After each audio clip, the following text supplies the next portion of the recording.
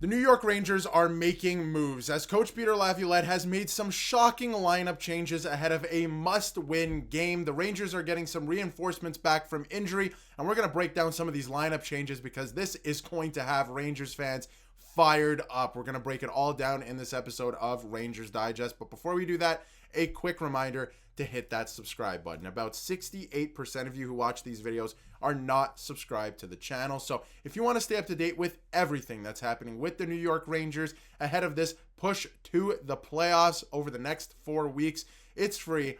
Be sure to hit that subscribe button. But let's dive right into it from Vince Mercogliano and Molly Walker, who are both at morning skate this morning. It looks like Adam Fox may be returning to the lineup tonight already, and he may return already as soon as tonight's game against the Columbus Blue Jackets, which is a great sign for the New York Rangers. And the reason that they believe he may be returning is, first of all, he was working with Power Play 1, and Zach Jones was moved to Power Play 2. We'll get to that in a second. Because he was moved to Power Play 2, I don't actually think he's going to be scratched. We'll get to who's going to be scratched, or maybe not scratched. We have some weird lineup decisions going on tonight ahead of a big game. It's going to be weird, but he's working with Power Play 1.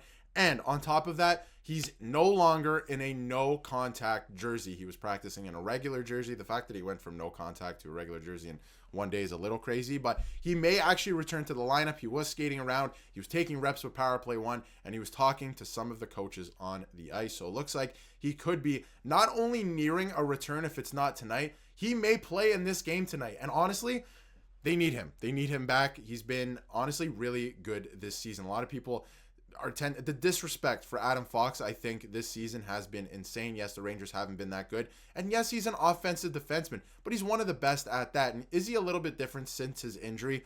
Maybe. That happens to players sometimes. But he's still a very good defenseman. This is what you've been missing in your lineup so far this season. He has 48 points in 58 games so far this year. He plays a ton of minutes. I think a lot of Rangers fans, and even myself at times, take this guy for granted when we talk about him. He plays a ton of minutes. He plays almost half a game. Well, that might be exaggerating a little bit, but he plays upwards of 23 minutes on average a night. He's playing a lot of minutes. He's putting up a lot of points. He's never really been that much of a pure goal scorer, and he has 100 shots so far this season. So he's putting it on net. And when you look at, the giveaways versus the takeaways with a lot of other players on this team, I mean, yes, this is still a pretty big gap, but not as much as some of the other players on this team. So he has been missed, and if he were to return to the lineup tonight, I think that would be a big boost for not only the team on paper, but the team mentally, emotionally. You get a guy who's been around for a long time back, and I think that is a great sign. As you can see here, he was taking reps with Power Play 1. He was playing with Panarin, Zibanejad, Miller, and Kreider up there on the power play. So some pretty good stuff there. Power Play 1 looks like it's back. And Zach Jones, we'll get to that in a second as well. But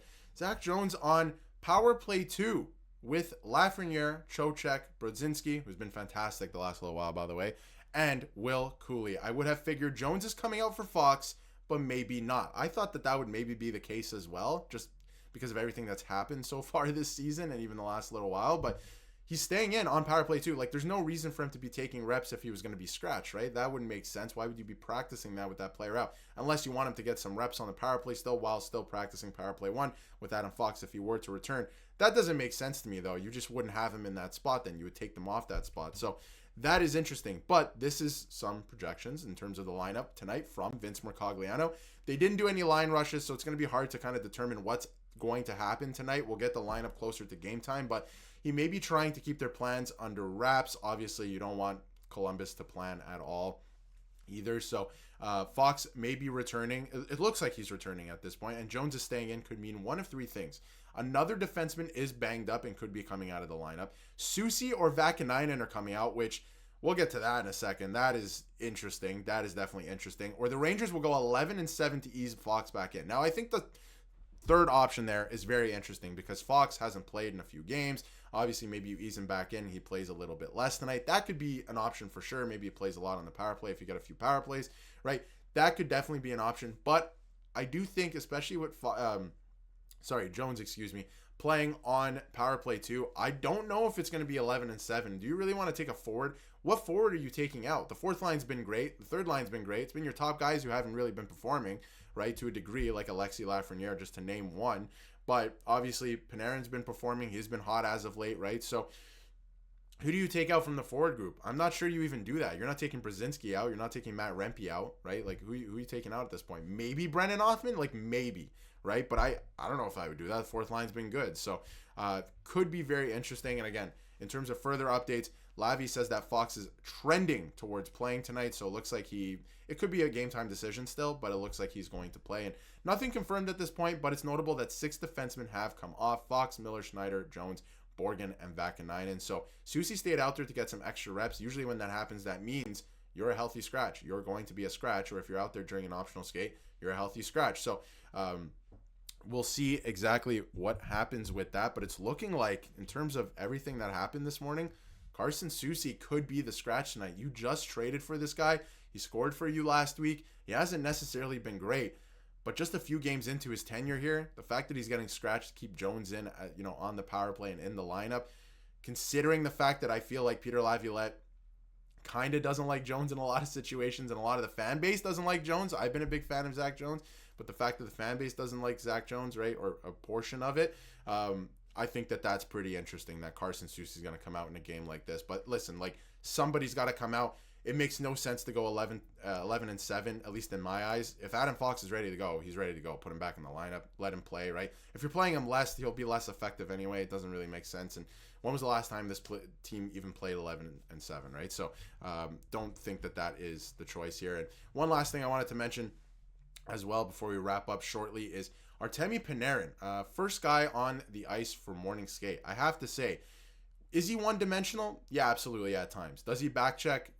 It's lacking sometimes, right? He's lacking in that department. But he was the first one on the ice tonight. He is setting an example. He's been their hottest player as of late, right? He has goals he had goals in 5 straight at one point, and obviously he's putting up some assists. He has multi-point games as well. He's been putting in the work, and he was the first one on the ice. So leading by example there. I just wanted to highlight that he has been really good as of late, at least offensively, but that's what you signed him for, right? And the rest of the team has to pick it up defensively as well, the defensive structure.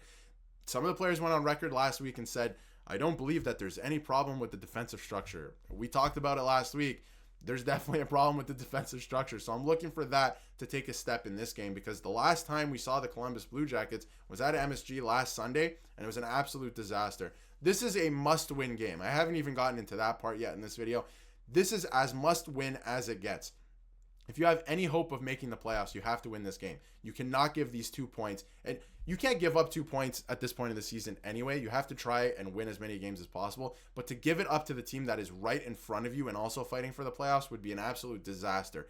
This is the one they got to win. What happened last week has already happened. It's in the past. You still control your own destiny. Win this game. This is a crucial game for what happens with this team the rest of the way. But let me know in the comments what you think about Adam Fox returning. I think it's great news for New York Rangers fans, and he's been pretty good this season. They could use him back in the lineup, and he logs a lot of minutes. This is going to take pressure off of other players as well. Even Keandre Miller, for example, who has been pretty good in his absence, honestly. So it's going to be interesting to watch. Let me know what you think in the comments, and if you haven't yet, hit that subscribe button so you can stay up to date with everything New York Rangers.